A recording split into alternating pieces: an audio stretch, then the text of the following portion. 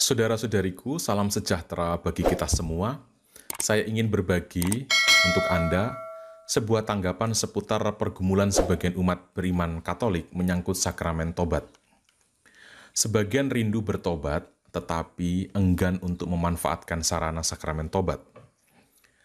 Kita pasti sering mendengar ada ujaran tidak perlu bertobat melalui seorang imam, langsung saja kepada Allah.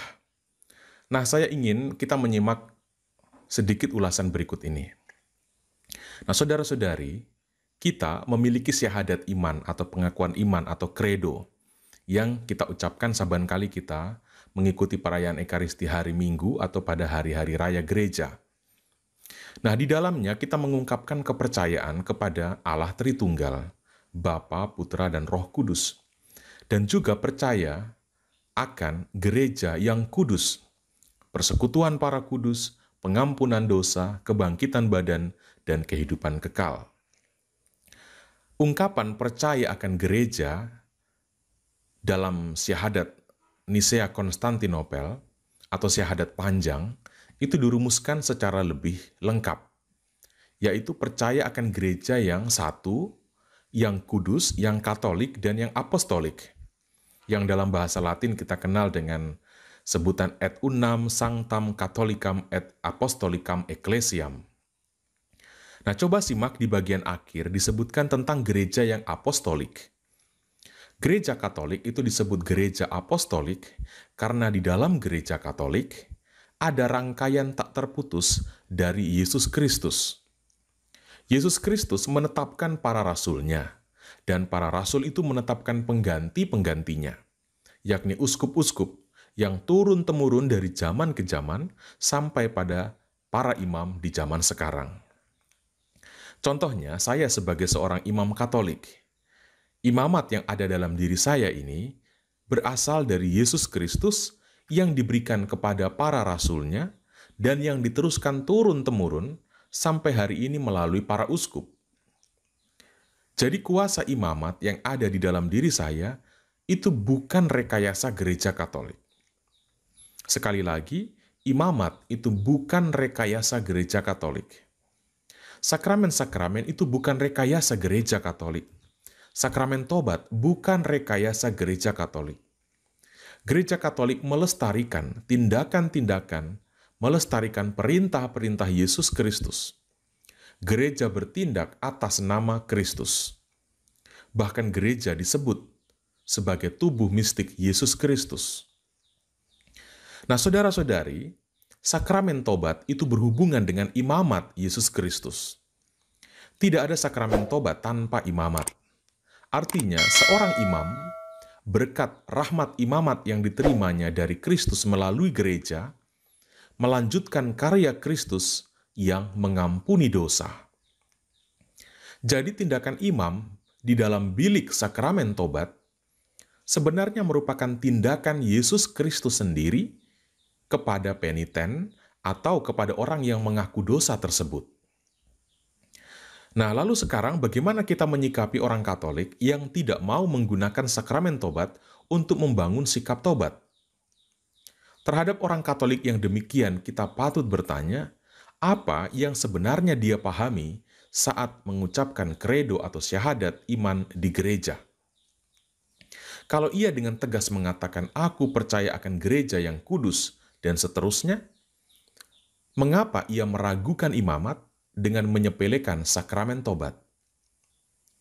Nah, saudara-saudari, tidak ada imamat yang lahir di luar gereja. Serupa dengan tidak ada imamat tanpa Yesus Kristus. Singkatnya, kalau kita mengungkapkan kepercayaan pada gereja, maka kita semestinya percaya pada karya Kristus melalui gereja. Nah, mungkin problemnya adalah sebagian dari kita agak jengah kalau harus menyebut dan menyatakan dosa-dosa di depan seorang imam yang adalah seorang manusia. Kita mungkin berujar dalam hati, dia itu kan manusia sama seperti saya, dia juga berdosa kok. Nah, saudara-saudari, terhadap persoalan ini saya berharap mari kita simak ulasan saya berikut ini. Dahulu, orang-orang yang menolak Yesus juga berpikir sama persis seperti kita itu.